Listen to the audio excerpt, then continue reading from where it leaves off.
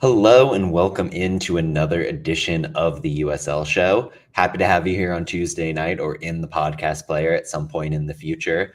But yeah, excited to dig into everything USL, and let's get into some introductions for the co-host tonight with Alex. How you doing, man? Doing well. Just got back from getting some dim sum with my kid. It was very spicy. I ended up eating most of it. Love that. Ryan, how about you? How you doing? Doing well. It hit 100 degrees here in Charlotte today, which is just a crazy heat wave hitting the East Coast right now, and I certainly was not used to it. Yeah, same thing in New York. Spicy food is good for the heat. Sweating it. That's what they say in Southeast Asian cuisine. You're sweating it all out. Yeah. Well, before we dig into the week that was and previewing some Jägermeister Cup action, I do want to thank some of the patrons, including John Hunt, Frank Anthony, Christopher Cohn, Harry Austin, John Fuller, Michael Fuchs, Joshua Duder, Noah Telford, Alberto Aguilar, Jeremy Churchman, Stephen Howard, Rian Lacara, Tim Knox, NF Reg 30, MOS, Kunal Patel, All of the Hedgehog, Andrew Towsley, Madcap Peel, Ryan Smeltzer, Sandy Lester, William Lamb, Dylan Reed, and Josh. And that list is getting longer thanks to your support. We really appreciate it, and we'd love to see you do that. The link will be in the episode details if you are interested. All right, and we've got something excited for you today. We are joined by a guest, Miles Palma, an account executive with Santa Barbara Sky FC, a team that'll be joining the USL Championship in the near future. Miles, how are you doing? Good. How's it going, guys? Thanks for having me. Yeah, of course. Really excited to have you. And I think just for the benefit of us, for the benefit of everybody watching and listening, we'd love if you could give us a short introduction of who you are, what you do, how'd you get into the Santa Barbara Sky scene?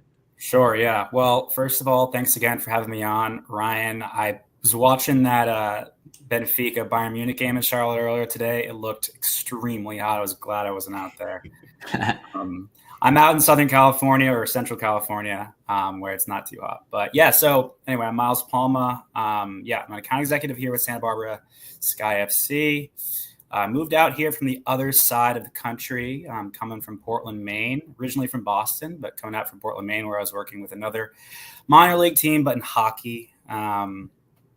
Moved out here about a month ago. I always like to tell people that if I didn't believe in this project, I wouldn't have made the trip across the country. But before this, I worked for Sport Business, which is the sort of SBJ equivalent in Europe, covering like the commercial side of sport.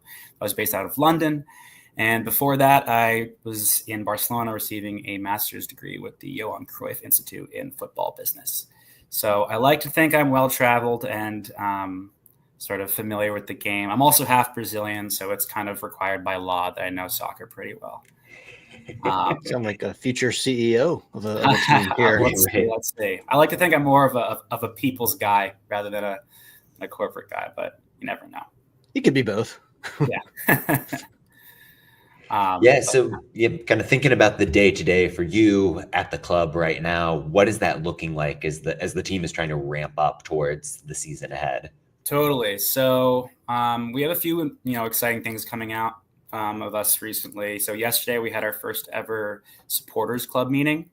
And the goal of that is to build sort of like that ultra kind of army behind the goal that, soccer is so famous for, not just in the United States, but across the country. Our long-term aspiration isn't to actually dictate it. We're just trying to sort of plant the initial seed so that we can find leadership who would be interested in sort of representing the community. And then hopefully they'll go on to sort of make their own decisions and sort of organize trips and events. But we'll be there to help them in any way we can, whether that's financial or talking to the university, stuff like that. But yeah, so that was really good. We had a much better turnout than we honestly could have ever imagined. This was our first proper club hardcore supporters event, and it went really well. There was some 80 people there and a lot of people interested in the team. I'm not sure if you know about sort of our little story, but a lot of the season ticket sort of deposit holders, they made deposits up to 3 years ago when the team was initially announced.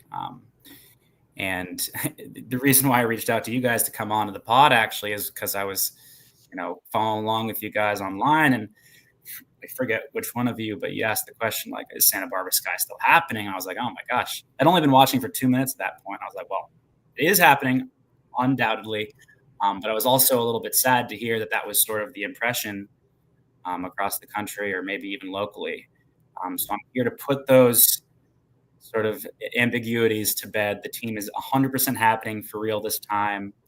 We're going to be in the USL Championship, not USL League One. But yeah, it's the real deal. And, season starts next March. We've got a lot of work to do, but there's a huge appetite for sport, but also soccer in the California Central Coast. There's no professional sports team in the area between Los Angeles and the Bay Area. And the UCSB soccer team is, from what I hear, I'm not a local, but from what I hear, it's kind of the sort of flagship program at the school. So yeah, there's a big appetite for it, and we're really excited to get off the ground. Yeah. So this supporter group meeting, this is more like a kind of an educate and nudge to grow it organically type of deal. Yeah. So I mean, we want to, we're a big believer that you can't sort of create a fan culture, right? I have my opinions on what great fans should be. I think we should have these songs and this kind of, but at the end of the day, it has to be a mirror of the culture, right? So we very much don't want to intrude on what the fans want. We want the fans to stand for what they want to stand for. We want it to be a reflection of the community. And, people like myself, we're from the East Coast where we have a much different culture. So maybe I'm not the greatest person to speak to what's best for Santa Barbara, but what I can do is listen as much as I can. Same with the rest of the front office, and make sure that this is a team that reflects the community rather than what we want the team to be, if that makes sense. Yeah, sure. Yeah. And looking at just launching the team over the next few months, we've seen a number of different teams enter USL within League One and enter into USL Championship right now. From a business perspective, what are you looking towards from the most recent expansion teams as a blueprint to follow, or maybe something that you would prefer to do differently? And or is there a current expansion team that you think is going pretty well with how they've entered and would want Santa Barbara to kind of follow in the footsteps of? Sure. Yeah. I mean, I'll have no problem plugging in my former home in Portland, Maine. I mean, if you've been to Portland, if you've been to New England, I mean, they are the talk of the town right now.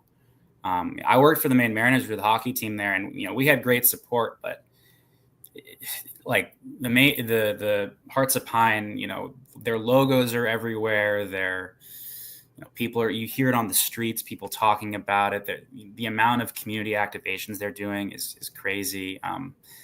New England is a type of culture that I don't want to say easy, but there's a very backs against the wall, us against the world sort of mentality that comes with, I'm sure you guys are familiar with how obnoxious Boston sports fans are with that stuff, the sort of gritty Bostonian, and that's the way it is around New England. So they really tapped into that. But I think one of the big challenges for all USL teams, especially in the United States market, is, and I think a lot of corporate level people, maybe in the sort of bigger governing bodies in soccer in the United States and around the world, kind of get wrong about the sport, is they fixate too much on the actual soccer itself. They think that fans come to games for the soccer, which of course it's partly too. You want to see a high level of soccer being played. But at the end of the day, you need to make the team sell for reasons that are not necessarily about the soccer. It needs to be a community outlet. One of the great cliches about soccer is that it's an escape. It's the most important thing of all the unimportant things. But I think that it can be more than an escape. I think that a lot of people live sort of mundane lives, bored lives. They want somewhere to go to feel like they're part of a community. It's a tricky line to toe between healthy and unhealthy tribalism, but I do believe that it's a sport that can do it really well. And I think what you're seeing in the USL with these secondary markets right now is a real appetite for that. I think there's the MLS sort of romance has sort of weared off a little bit. And I think people are sort of falling in love with the sort of the idea of a sort of a smaller, lower division team. And that's in no small part due to, Wrexham. And our co-founder, Peter Moore, is involved with Wrexham. They came to Santa Barbara last year, and I think they really helped romanticize the sort of idea of the pyramid system. And I think there's huge clamor in the United States for it, particularly those who, fell into love with the game by watching Europe, the European game. So, yeah. You mentioned that idea that some fans are there for the results and seeing the play, and some are just there to like have that sense of community, be Sure. somewhere exciting for a couple of hours. How has Santa Barbara kind of taken those steps to really hone in on that experience and make sure that what you're seeing at Harder Stadium is going to be up to par? Absolutely. I mean, like I said, it goes back to we have to listen. We have to listen to what people want. And from what, I'm on the phone with lots of potential fans, every day. And at this meeting, and we hosted a watch party for the Champions League final last month. I think that people here, they don't just like soccer, they understand soccer culture, and they understand that soccer is at its best when it's accessible and when it's socially engaged, and when it's, I think that we live in a world right now where sometimes people want to say that, sport shouldn't be this or sport shouldn't be that. But at the end of the day, I think there's just kind of no separating that. And I think one of the big issues that is facing a lot of Americans, frankly, right now is the cost of living. And people in Santa Barbara, that's one of the downsides I will admit about California, is that it costs a lot of money to live here. And we actually announced last night, and I got the all clear to give you guys this, but we're releasing a $10 season ticket, or $10 game season ticket. So $180 for the whole season. That's going to be the entire supporter section. We don't have official numbers on that, but that's going to be, we're thinking around 2,100 seats. The total capacity of Harder Stadium, given how we're going to make it fit towards our situation, is going to be in the 6,000 to 8,000 region. But 2,100 seats are going to be available at $180 season ticket. For UCSB or other college students, that season ticket is going to be $99. And the whole idea here is, and I'm sure that my director wouldn't have any problem with me sharing this. One of his conditions of the job here, he used to work up in Spokane. One of his conditions was that I need to make a $10 ticket. People, like I said, they want to watch soccer, but they also want somewhere to go to like have a family. And we don't want to be in the business of pricing people out. I'm sure you guys are U.S. men's national team fans. We watched the games in Trinidad the other day, against Trinidad the other day, and Haiti. And, half the stadium's empty because they're pricing tickets like $170. And look, I know that CONCACAF sets those and it's a complex situation, but, I spoke to someone on the phone the other day and we were talking about it, and she's like, yeah, like we love soccer and we love the USA and we're excited for the World Cup, but we got a family of 5. And, we weren't about to make the trip up to San Jose, spend $100 per ticket, plus gas, plus parking. I mean, you're talking about dropping $1,000 just for a group stage game against a country that's not very competitive, against a team that's not even fielding their best players. I mean, it's absurd. And so we want to offer people an affordable way where they can bring the family out, friends out. If young kids want to drink some beer and watch soccer, or if a family wants to bring their 3 kids and fall in love with the game, we want to make it, as reasonably priced as possible. And of course, that's one of the big things that I think people sometimes have to accept about lower level soccer, is that our finances don't work in the same way that the big clubs work, right? They get all their money from the TV deals. We get our money from the people, really. Our survival counts on engagement. But we also know that we're nothing without engagement and people who feel like the team represents something true. So we're really, really proud of that we're going to have such an affordable seating arrangement. I don't know what the prices are, but I would imagine it's among the cheaper season ticket offerings available. And especially if you adjust it for region, Central California for that price. You could go to the bar get 2 beers and go to 2 games for the price of that. So, I mean, it's a no-brainer to me. Yeah, for context, that's about what we pay here in Richmond in League One, and Yeah. we're among one of the cheaper season ticket options in our league. So that's pretty incredible that you guys are doing that. Yeah, no, like I said, we're hugely proud of it. Kind of related, Andy King from the Orange and Black podcast has a good question here related to the stadium. Is the Harder Stadium and UC Santa Barbara, have they been pretty good partners? Are you guys going to have like all the normal like professional level options such as beer and I mean, we're they're just, you know, I won't lie, there's definitely still, you know, things to iron out.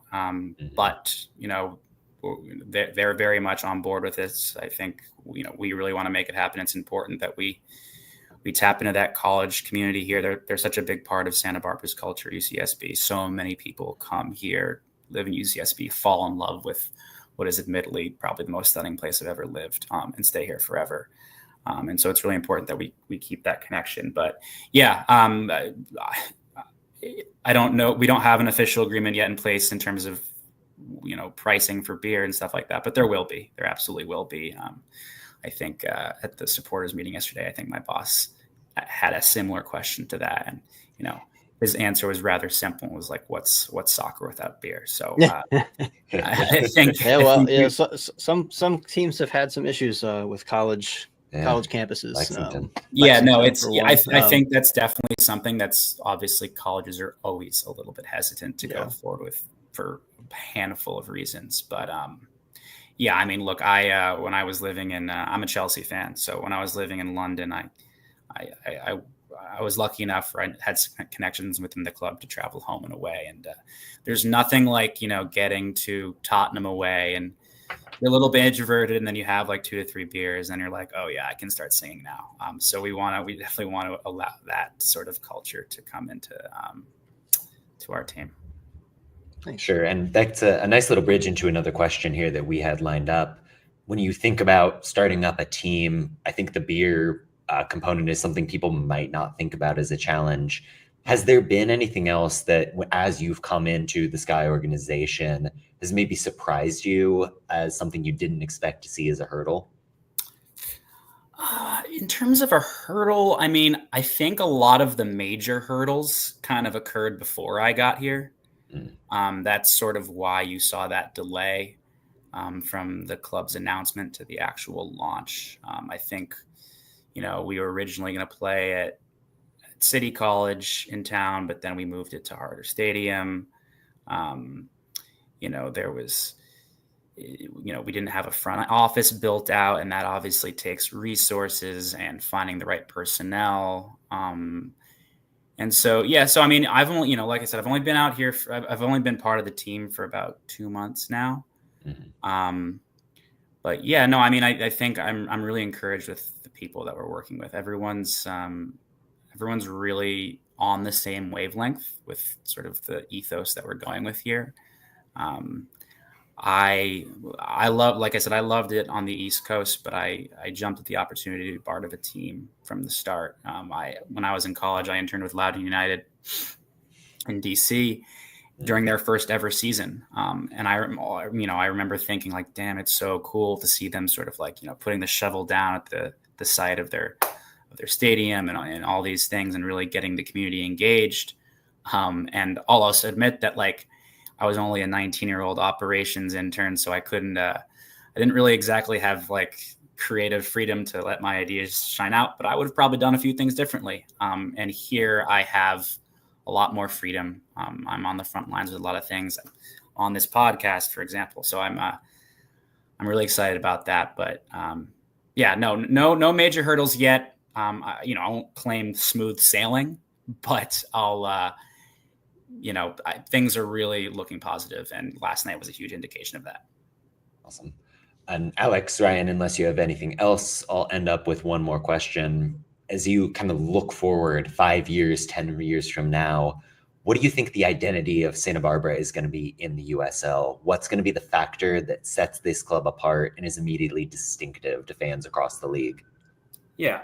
So, I mean, you talked earlier, you asked me earlier about sort of what are the other clubs across the USL that serve it as an inspiration. You know, I mentioned places like Portland and stuff like that. And we want to be careful that we don't copy the blueprint of other clubs. I don't want it to sound like a cop-out answer, but it really needs to be something that we just don't really know yet. It needs to be, I think if you asked Portland what their identity was going to be like this time last year, I don't think they'd be able to tell you it was exactly like this. It happened very much sort of through the various, avenues that growth happened through. When I was there was a big, immigrant pickup soccer community, and they became a huge part of the Portland Hearts of Pine sort of foundation and their culture. And from what I can tell, I think the Central California coast lifestyle is a little bit different than SoCal. There's definitely a relaxed, slower pace of life vibe about things. I think people are very socially engaged here and very welcoming here and inclusive here. We're partnering with Food Bank here, and we're going to prioritize literacy for children and work with local schools and youth organizations to help prioritize that. So I think a lot of people are worried about younger kids these days, and we want to make sure younger kids are really taken care of and can fall in love with sport, but also be able to allow us to be able to help as best we can to help them to be fed and to be, educated and good contributing people in our community as they grow older. So yeah, like I said, I have ideas of what it could be, but it's something that's going to have to come from outside to in rather than inside to out. No, that's awesome. And we're excited to see where everything goes. I'm sure we'll be talking a lot of Santa Barbara in the next couple months as things continue to ramp up. But Miles, thank you so much for taking the time tonight. Of course. Thank you, guys. Awesome. See you later.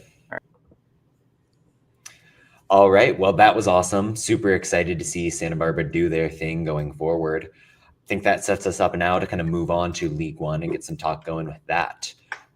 Busy week in League One across the board. I think we can start chronologically and go with that Madison-Westchester game. Westchester finally getting off the schneid after a really tough stretch for them. Ryan, let me start with you on this one. Based on the result, the 2-1 win for Westchester, are we officially worried for Forward Madison? Is Westchester back up? What's the big takeaway here?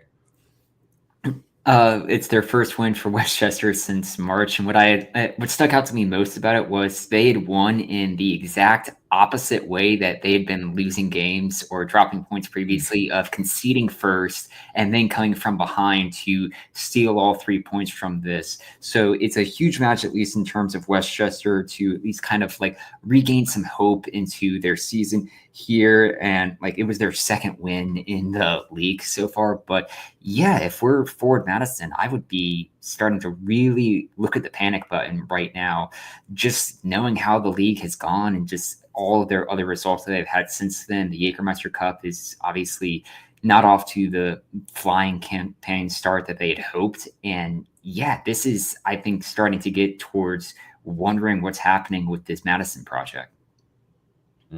Alex, how about you? What's the take on this one? I absolutely agree that it's time to panic in Madison. One win. The one win came at Richmond. I was there that night. They seemed like a different team then. They just, it's tough when your strikers aren't scoring. They're kind of like Omaha there. They're leaving a whole bunch of draws on the table, up to 6 now. Like I said, their goal per match rate is 0.82. That's, you're not gonna go far on that. They got a lone bright spot. Their defense is still pretty solid. So if they can figure out an offensive pick me up, perhaps they'll put themselves back in the mix. But yeah, I mean, they've got 9 goals on the season, only 6 from open play. That's just, it's dismal. Yeah, and I wrote about them a bit this week.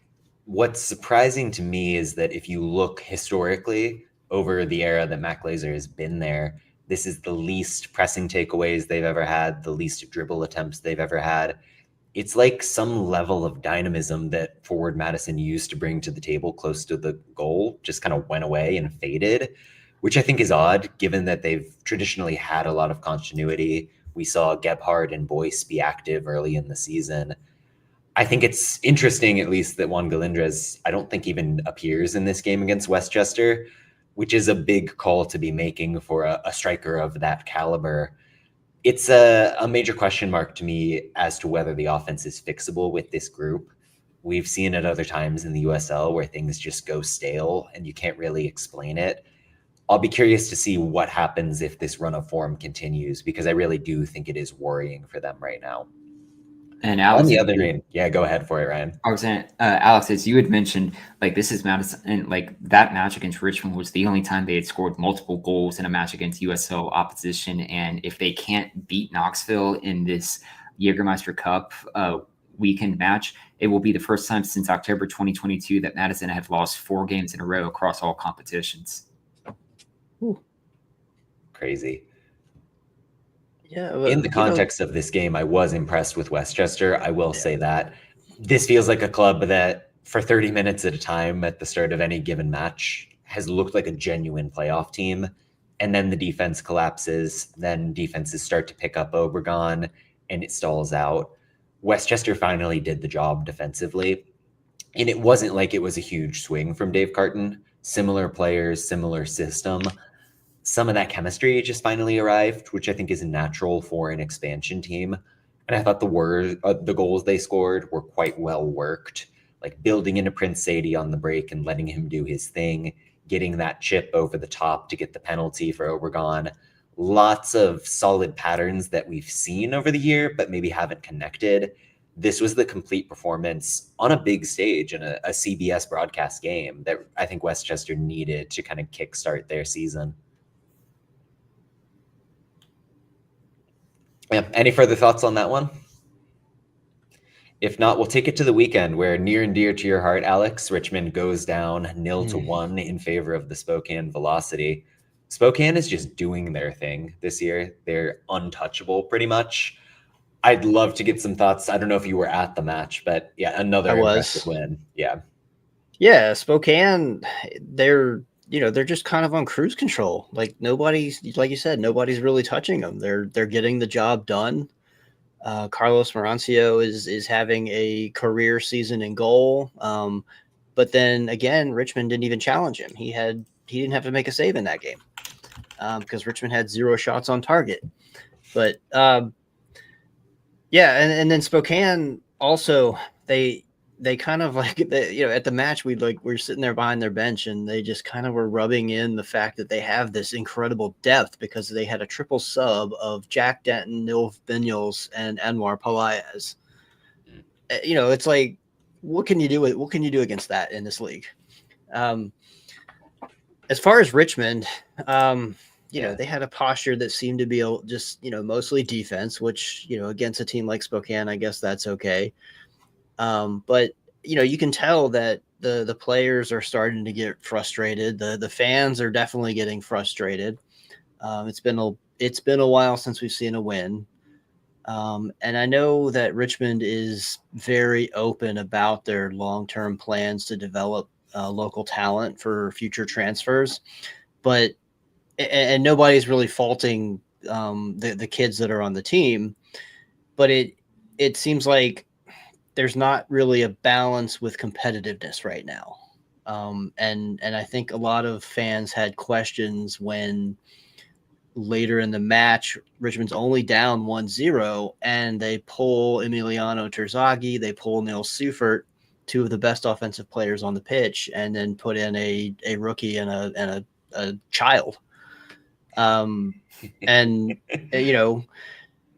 like I said, they're open about their development plans, but it's if you're not really being competitive at the same time, like people are getting fed up.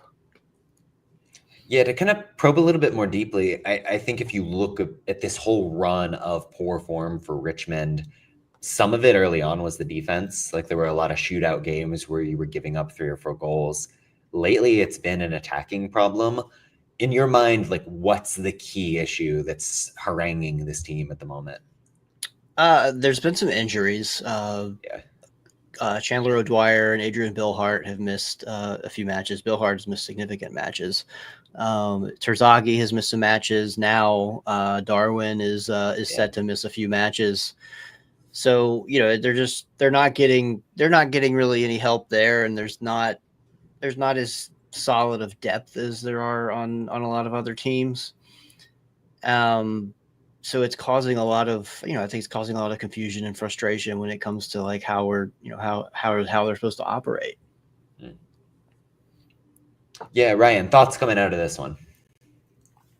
Yeah, I think it's been really interesting with Richmond this year, as especially within this run of form, even in their defeat outside of the Jägermeister Cup match against Louisville, they've all been by just a single goal. So they're still like playing within at least the realm that they could grab results out of this one. You had the 4-4 with Westchester, the 3-3 against Greenville, games that seemingly were in the balance, but this has been a really tough run of form for a Richmond team who haven't won since April.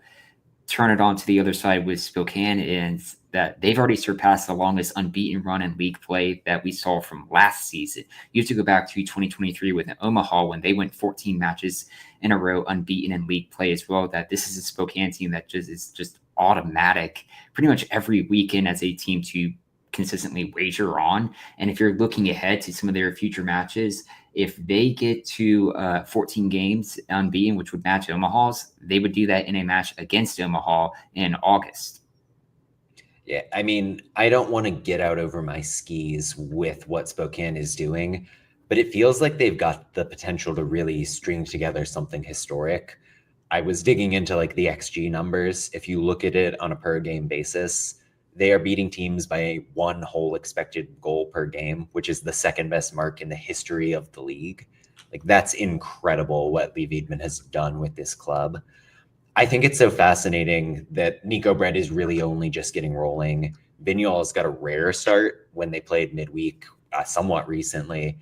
Like the fact that some of those star additions that they brought to the table have taken a while to get going, and now they're still doing what they're doing. Unbelievable to see. So much of this Richmond game in particular, I was impressed with the structure defensively. Like you mentioned, Alex, they're not even getting a shot on target. That's because Spokane knows exactly where they need to be. So good about keeping at least one of those central midfielders deep.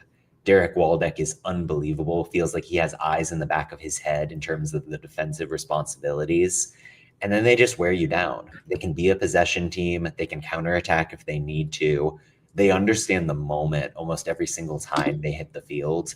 It's really rare to see that level of understanding and quality in the USL Championship or League One, and I think that's really what I admire about the process here. Yeah, who was the center backs the other day? Oh, David Garcia. I mean, he is probably the best in the league. Yeah. And then you have Cameron Miller, has just come into his own since last year. That's an incredible duo right there. And Carlos Marancio in goal, somebody who, frankly, I didn't think highly of last season or in his championship tenure, stepped up to the plate in a huge way so far this season. Yeah, I think he's leading for Golden Glove right now. Yeah, definitely. Yeah, so Spokane doing the thing. We know that they're consistent. A team that has shown, I would argue, high highs to that level, but maybe not on the same regular basis would be Knox. They go and get themselves a nice victory against Tormenta, 3-0 this weekend. Kind of want to pose it in that same way. Are we more convinced by Knoxville's performance here or more concerned about Tormenta, Alex? I'm definitely more convinced on Knoxville's performance here because I don't think Tormenta played a particularly terrible game given the score. Mm-hmm. But yeah, I mean, this is Knoxville's first 3-goal performance this season in league play. This is the Knoxville that I think we've been waiting to see, and now we have to see if they can actually do it again, because I think last season they did it like once and then never really did it again. But I mean, the pieces are there. They're so capable of playing like this every week. What the goals here was, it was 2 off of a set piece, a corner kick and a throw in. Yeah, the throw in was crazy. You love to see that. Yeah, and then Babacar Dean finishing it off, and then almost finishing it off again late in the match. I guess Connor Doyle would get credited with that save, but and credit to Sean Lewis, like he earned that save. Or earned that clean sheet. Not Carlos Marancio didn't face any shots. Sean Lewis, I think, faced 5 in this one. So he also earned it. So yeah, I think this is definitely a better reflection on Knoxville's trajectory than Tormenta's struggles, which are real, but like I said, like I don't think the score reflected Tormenta's level of play in this one. Yeah, sure. It was Knoxville's fifth shutout of the season. You had mentioned it, Alex, their first 3-goal performance in league play. They had the 3-0 victory over Appalachian FC as well in the Open Cup. What I'm looking at least forward to for Knoxville is this upcoming 3-match road trip that they have. Madison within the Jägermeister Cup, and then Chattanooga and Tormenta as well. Like, there's a possibility they could be getting out of those with 3 consecutive wins. Yeah. And not to downplay how bad Tormenta is having, the season they're having. It is bad.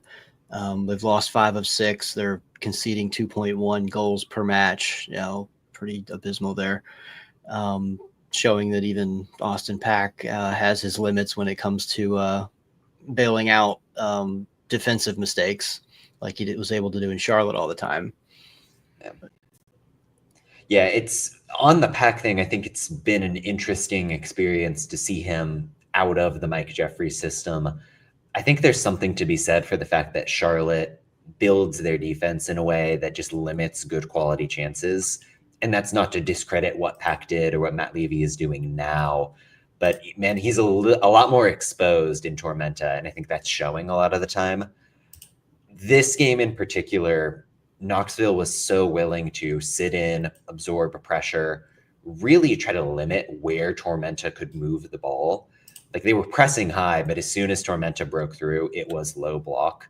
They ended up blocking 6 shots in this game, which is the sign of the fact that you are sitting in and denying things. But Knoxville is so complex in the way they counterattack. Sometimes it's a fullback leaking out. Sometimes it's just Zaracostas doing his thing. I thought Kempis Tequila was such a battler against those center backs.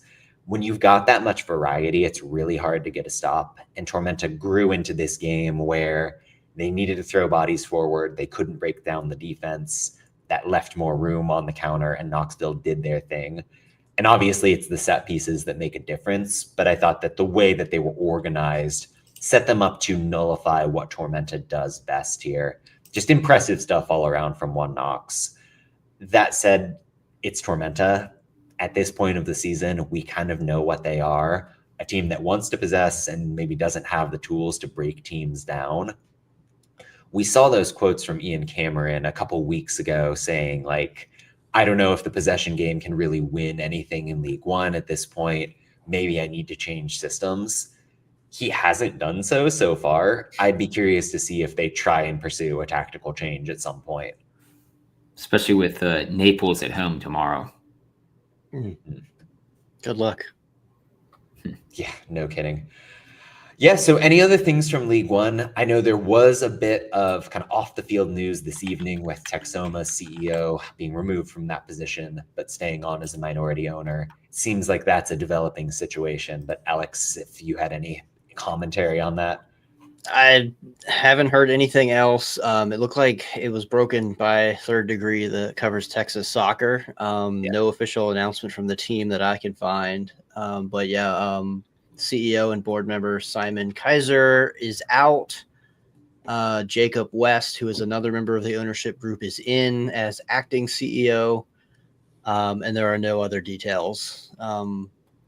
We can speculate possibly it's just growing pains from a new organization that kind of got off to a rocky start. I don't know. That's all we know at this point. Yep. Something to keep an eye on. But, you know, the Texoma's performance on the field right now is outstanding. I know they're not on the agenda tonight, but I don't think it has to do anything with that. Yeah, I mean, hey, they named it Solomon Asante Week, so I can really get behind everything they're doing at Texoma right now. Yeah, so let's go ahead then and pivot to the league that Solomon Asante used to tear apart in the USL Championship, where this was, at least in the Eastern Conference, a week filled with upsets. I think the most resounding game and probably the most confusing was Hartford beating Loudoun 3-0. Ryan, I want to start with you on this one. What happened here? Like, why is Hartford for real? Can they go on and make a run, or was this a flash in the pan? I mean, I think we do have to give credit to Phil for his usual lads protocol that he's now officially put this on a DEFCON 3. Just like, hey, this was a result that Hartford really needed. Like, it seems in just recent weeks that the results weren't on the field and the fan base was kind of reaching, I guess, really a fervor off the field of something needs to change at some point. And I know, like in years past, going out and beating Loudoun may not look great on paper, but like this is a brand new kind of Loudoun team, and for Hartford to go out and get their first 3-0 victory since September of 2024, that is a really kind of impressive showing, especially against a Loudoun team that we've pretty much declared is within the top 4 best teams of the Eastern Conference to at least start this season. So to see Hartford kind of come out and almost really just buck the betting trends, if you will, with this result as well, was something that at least shocked me. Now, this is even more wild. According to GameFlow, the XG for Hartford in this one was 6.72. Yeah. Blows the mind. Nicholas Murray pointed out, I believe in the Rondo newsletter, that this was the 4th highest XG total in a single game ever. Hartford, I think, came into the weekend with about 12 XG on the whole season. So then they just upped that by about 50%.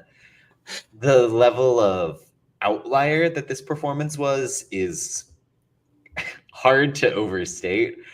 But you look at the game itself, and Hartford wasn't getting fluky chances. Like, they were very intentional in the setup. They, over the course of the year, have really just thrown more forwards onto the pitch, and this was the game where it worked out. Like, they had 3 legitimate attacking players constantly going at Loudoun center backs. And the moment Loudoun got too narrow, you'd get the run from Samadia from the left wing back spot. You'd suddenly have that second wave coming in. And Loudoun didn't have an answer. And that's credit to Brendan Burke for the setup. That's also credit to Hartford's center backs, who have been up and down, for doing the job individually and making sure, hey, if we turn the ball over with all those numbers upfield, we know we've got that baseline to cover us at the back. Totally complete performance from them. On the Loudoun side of things, possibly concerning. I know when I talked to Ryan Martin for a piece a couple of weeks ago, he was really lauding their transition defense as a point of improvement this season. This was a game where the transition D was poor, to say the least. I don't know if I'm worried about Loudoun yet, but they maybe were some warning signs in this game. And looking ahead for Loudoun's next 3 games, it's Louisville, Charlotte, and Orange County. Those first 2 at home are 2 teams who have been known this season to generate really high-scoring affairs for their matches. So it is something of a warning sign, in at least looking ahead in the immediate future for Loudoun as well, especially with a Charlotte team who's going to try and really go for it in that Jägermeister Cup match this weekend. And what's interesting with Loudoun is, part of the issue for me, at least over the weekend, was the lack of Jacob Erlandson in central defense. This is a team that doesn't have much depth. So when a player that important goes down, you can really feel it. They're playing tomorrow. They're playing at the weekend. That's a big burden. And man, you never want to play the Charlotte Independents in the Jägermeister Cup. That team is tough. They've typically rolled out a back 5 when they've played championship teams just to add that extra level of grit. Not going to be an easy win for Loudoun in that one. I do want to hit on one more of the upsets from the Eastern Conference, in that North Carolina FC took the business to Louisville City. Louisville's very first league loss of the year, which is kind of incredible to be saying this deep into the season. But I think it was a game where North Carolina did their thing. A lot of the young players coming up in the spotlight, with Finn Sundstrom getting a goal, Adam Luckhurst doing the job at striker. Do we think that North Carolina really has the tools to keep doing what they're doing and maybe even push into that top 3 set? Yeah, I think that this was a worthy match for Louisville to lose for the first of their season. North Carolina FC has been playing outstanding football lately. I think you should talk more about how Mikey Maldonado has been a big piece of this. I watch NCFC matches because they have a lot of former League One players, including Mikey. So it's always fun to see those guys succeeding in that way. Yeah, I mean, I again wrote about Maldonado a bit today because if I had the vote right now, he would be a first team all league player for me. What he does in the midfield for North Carolina FC is incredible in a vacuum and basically underpins everything they're trying to do. And this game in particular against Lou City, it was Maldonado's ability to pick up the ball in deep spaces and be so precise, moving his team into the attacking half and making sure Louisville City couldn't win the ball back in the press. If you look at the players he was finding the most, it was Rafa Mensingen going up that right side, Louis Perez tucking in the left. It's all League One heritage for the most important players for this team, which is really incredible to see. Like, they're beating Lou City, and it's the carryovers from 2021 and 2022 or what have you, and then academy kids and college signings. John Bradford clearly understands his system. He knows what sorts of players can do the job. This was the game where the long game, the way they pressed, everything came together, and they never looked like the lesser team against Louisville, which is an incredible thing to say in the championship this year. Yeah, I mean, it's their first win against Louisville since March 2019, or when the third How to Train Your Dragon animated film was in theaters. But if you're looking at North Carolina, what stuck out to me this season is not just have they kind of quietly moved into being within the top 4 teams of the Eastern Conference on the table right now. Within 5 of their last 6 games, they have been wins, but they've been doing it at so many different types of wins. You had back-to-back shutout victories over Richmond and Hartford. You had a high-scoring match against Oakland that they won 4-2. You get this 2-1 victory over Louisville. They've also beaten Charleston earlier this year as well. That they have these really quality wins on their resume, and it's going to be really interesting to see how North Carolina reacts to having to turn around and play Louisville again, a Louisville team who has a midweek game tomorrow night and then has another game on the weekend. And just how does going up against a team 2 games in a row is always a very tough ask to do and beat a team twice, but North Carolina could very well be taking it to Louisville on Saturday. Are we worried about Louisville in the wake of this loss, or was just a one-off against a team that had a nice little edge tactically? Yeah, they were due, and NCFC has been, as like I said, I don't even really consider it to be an upset the way that NCFC have played that match and the way they've been playing. So I'm not worried at all about Louisville. Yeah, and I think that's an astute point, right? Like, North Carolina had a 4 or 5 game winning streak previous to the loss against Rhode Island. They've proven time and again that they can beat you, like Ryan said, in a handful of ways. I do want to shout out Pedro Dolabella in this match. Doesn't get on the score sheet, but I think you can forget that he is so good in a physical battle. Like, he's a big guy who knows how to throw that body around. In those transition moments where you needed that presence against a Kyle Adams or an Arturo Ordonez, Dolabella was doing the dirty work. He's got 3 goals. He's got 2 assists in the league so far. But the reason he's become this week in, week out presence for North Carolina, even as Olex Anderson and Evan Conway have kind of hit the bench a little bit, like, Dolabella is there because of all the stuff that maybe won't be showing up on the stat sheet. And I thought he was incredible on Friday. Anything more on that one? If not, we can move west, where New Mexico, in a very weird game, beat San Antonio 4-2. This was tied 2-2 just before added time, and then San Antonio got a red and gave up 2 goals after in the 90th minute. It's weird, it's wacky, yet New Mexico still continues to do their thing. In the wake of this result, how confident are we in New Mexico United and their whole process?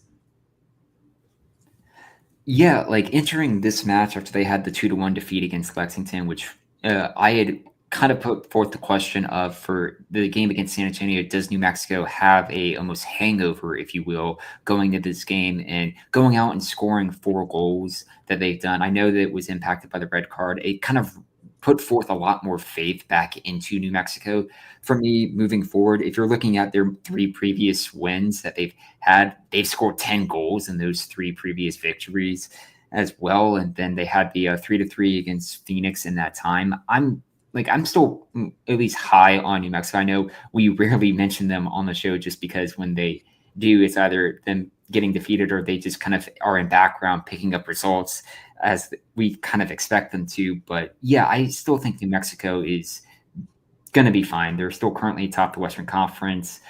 I don't have any concerns over them at the moment. Yeah, anything that stood out to you, Alex, from this game? It was one of the wildest endings I've seen in USL in a long time. We actually turned on the second half of that one. To see like that wild ending in front of 10,000 fans in New Mexico was just one of the coolest things I've seen. Like that's really all I have to add to it. New Mexico they're a fun team to watch. This was a game where it felt like everything kind of came together for them offensively. Frankly, I've still got some real questions at the back end. Like they're just giving up 2-3 goals quite often at this point. But there are these moments where Mukwele Akale is getting on the ball in the midfield. They're getting those sharp runs in behind from Luis Fernando and Marlon Vargas. I don't know how any defense in the West, at least, can stop that. It's just a really complete system that Dennis Sanchez has instilled. And to the point in this match, like San Antonio really lacked organization. They were so widespread in terms of their shape. At halftime, they move into a 3-4-3, and it does help them and steady them until the red card happens, and then it's havoc at the end. But I think you raised that good point, Alex, about the atmosphere in Albuquerque. That is a tough place to play. There isn't any environment like that in the rest of the league. I tend to think the elevation thing might be overrated, but Albuquerque is high up relative to most other places you're going to be playing the sport of soccer. This team just has that something that I think most of the rest of the conference lacks. But yeah, impressive to see what they're doing. And in the middle of July, New Mexico hosts Charleston Battery, which is going to be at least one match to have circled on your calendar for next month. Yeah, should be an exciting one. Anything else we've got open floor, USL-wise, that you wanted to call out? I quickly want to shout out another result that we saw on Saturday, which was Sacramento going into Rhode Island and getting a nice 2-0 win. Sacramento is a team that I have been up and down on throughout most of the season. I feel like they haven't been able to find their system. And frankly, I don't know if they really did in this game either. But you see Rodrigo Lopez getting the goal that he got from the free kick, the way that Jack Gurr was complimenting him in the run of play with the runs. This felt closer to the final form of Sacramento than I think we've seen all year. And that's something that inspires confidence in me. Yeah. Any other thoughts from you guys on the rest of the action? I know Kaylor's not here. Oh, sorry, Al. Go ahead. Go ahead. I was going to say I know Kaylor isn't here to at least give his part, but Oakland get their first win of the Benny Feilhaber era as well. John, you had wrote a lot about Birmingham this week in your recent Back Four article, so definitely go check that out. But when Kaylor's back on, I definitely want to get his impression of like what do you think's happened with at least the move for Birmingham to Mark Briggs as the new manager. And it'll be interesting to see moving forward with Oakland, the match against Monterey Bay this weekend, as well as another really good measuring stick to see where is this kind of Benny Feilhaber project going. Yeah, 100%. And a game where Ali El-Masnoui, a 20-year-old coming out from Project 510, has a really huge impact in this game. That, to me, is kind of what the whole Feilhaber project should be about. Can we get these young players who are bought in to do their thing? Because frankly, like we saw what Oakland can be in the early weeks of the season. They've got a lot of veterans that maybe aren't doing the job. If it just takes the spark of finding those players with the motivation, like more power to Fieldhopper for identifying them. Alex, any notes from you, USL wise? Yeah, just wanted. We're at the midway point of the season almost. I think was this weekend or next weekend was technically the midway. Next weekend will be. Next I weekend. think. Yeah. So if you're a betting man, which I'm sure some people on this on here are, a betting man or woman, you look at USL League One regular season statistics, goals scored, and there are 11 players that are in the top 3 in goals scored right now. There are no players breaking away for the Golden Boot race at this point in the season. Leo Castro at the age of 36 is leading with 7 goals, but then you have 5 people who have 6 goals and another 5 or 6 who have 5 goals. So it's like it's anyone's game at this point in the season, which is wild to see. You look at some of the guys involved, like Anwar Pelaez isn't even starting games at this point. Yeah. He's still tied for the Golden Boot. That's crazy. Yeah, there's no Trevor Amon, there's no Lion McKinnon, there's no Emiliano Terzaghi right now. There's a whole bunch of them. Okay, gun to your head, who's going to go on and win this thing? Ooh, I'm gonna go with I'm gonna go wild here and go. This is Christian Chaney's year to do it. Okay, he's gonna finally get more than 10, and he's gonna do it. It feels like if he can go on and do that, that's really what the independents need to like push on into that elite atop League One. I love the shout there. But then, frankly, then again, the guy. But yeah, Obregon, he finished just 1 short last year. So yeah, he could do it as well. But then you also look at Charlotte, and they've got Sabayo Maru, who is coming out and scoring 5 goals. So Charlotte could end up with like a tandem, splitting the difference, and possibly doing a little bit better in the standings in the playoff run than Westchester and Obregon. And if you had told me a month ago when they were about to lose Alvarez and Medense that we'd be talking about 2 of their guys in the Golden Boot race and being so positive, I probably wouldn't have believed you. Yeah, I think Jeffries did a good job setting that team up for success, knowing that those 2 were probably not going to stay a whole season. 100%. Good question in the chat here that I'll go ahead and tackle. What's up with Tulsa? I look at the standings and go, who? And that is meant in a good way because FC Tulsa is doing the thing right now in the Western Conference. This is obviously a team kind of getting back to the Louisville point. They play a very Louisville-esque defensive system. For a lot of the year, it's been long balls, 3-4-3 shape, counter pressing. What's been most impressive in the last couple of weeks with FC Tulsa is that they've always got the defensive organization. They're always going to be the most physical team on the pitch, but they feel really controlled in their attack. And they've brought in players like Jamie Weber, who got some buzz because of his transfer market valuation. They brought in Alex DeLu, not even as a signing, but someone who's coming up and stepping into a bigger role. Just signed Elliot Goldthorpe from Lexington. Really, in any match, they've got like 9 forwards that they could throw onto the field. And all of them are so good about the way they connect. It's hard for defenses to game plan and know what's coming. Arthur Rogers has been unbelievable in the back. And I mean, ditto for Johan Peñaranda. Everything about the way they've built this team maybe hasn't been sexy, but they are guys who are buying into the system, aren't afraid of a challenge, and are kind of sneaky technical. It's very, very good to see from them. And for a betting stat, 10 of the last 12 Tulsa games thus far have been both teams to score. Interesting. Yeah, so frankly, if you ask me, is Tulsa going to be in the mix toward the end of the season? I would say yes. Like I think they're the real deal going forward. Yeah, so we will not be picking an FC Tulsa game as we move into predictions, but we've got plenty of fun League One championship matchups, including a local rivalry to get to. And we will start off with that one with Rhode Island FC bringing the Portland Hearts of Pine over to Centerville Bank Stadium in Pawtucket. I love seeing all of these permutations of Rhode Island and Hartford, Portland go together. So I'm excited for this game. But Alex, how is it going to play out? I'm going with Rhode Island. I think Rhode Island is gonna take this one.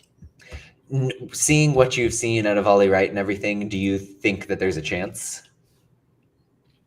I mean, never say there's not.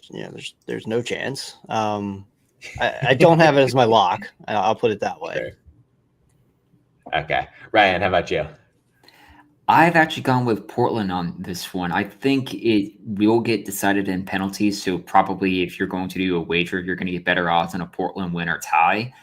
But it's been interesting with Rhode Island kind of moving into their new stadium. I think since they've called Centerville Park their new home, they've been outscored by their opponents 4-8 in that time. And only one of those games they've scored the opening goal in that match. So I would be very careful if you see Portland take an early lead against Rhode Island. So I'm actually going to take Portland on penalties.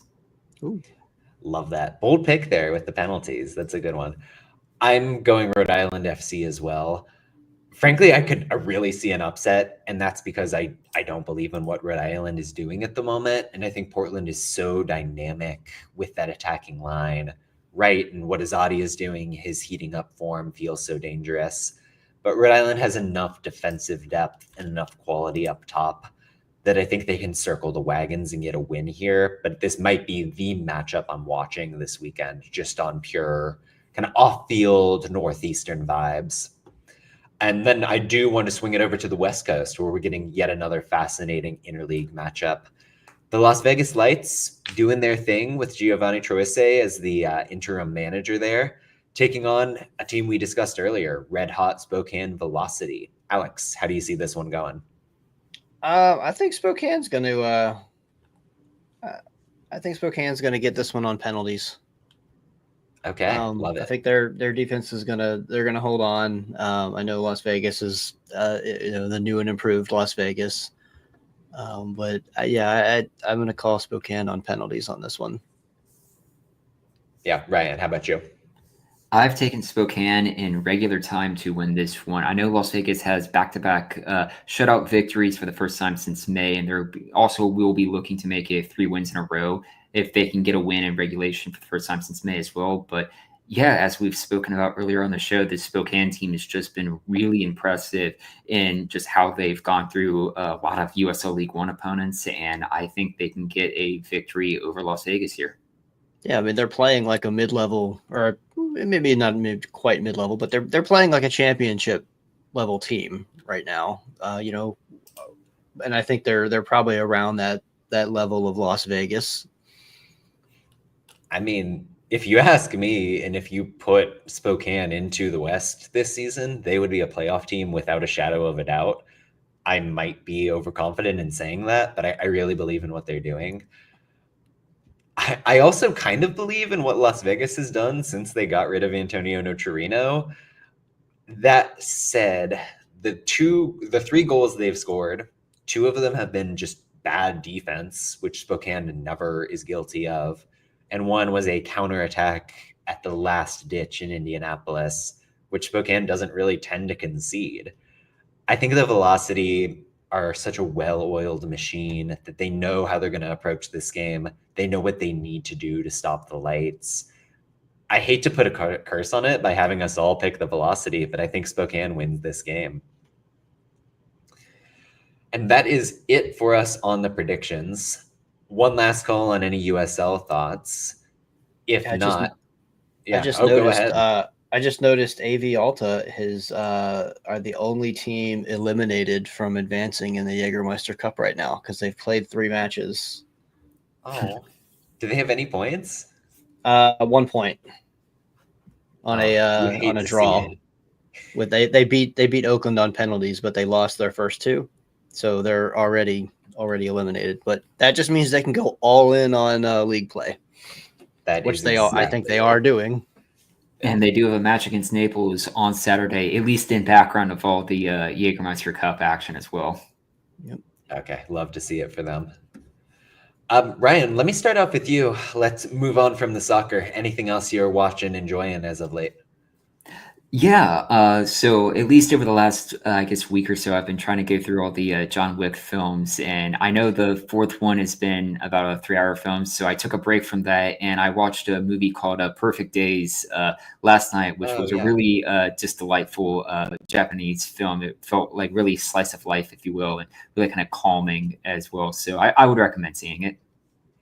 Very calming, and one of those movies where like the scenery in contemporary Japan is just so clean and beautiful to look at throughout that movie. Yeah, would recommend if you're looking for something chill. Alex, what you been up to lately? Well, you guys talked about this show Hacks last week, and my curiosity Okay. got the best of me, and I'm now about 6 episodes in 1 week. So Good for you. it was a quality recommendation there. And last night we watched this newer movie called The Ballad of Wallace Island.